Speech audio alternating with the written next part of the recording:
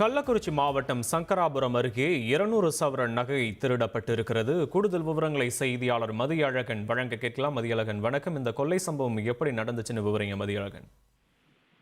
வணக்கம்.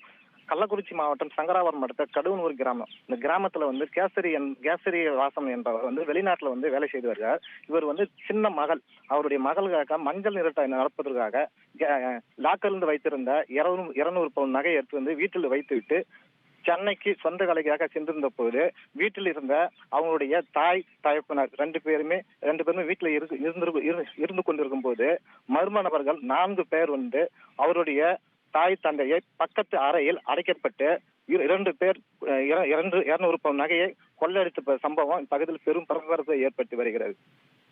விவரங்களுக்கு நன்றி மதியழகன்.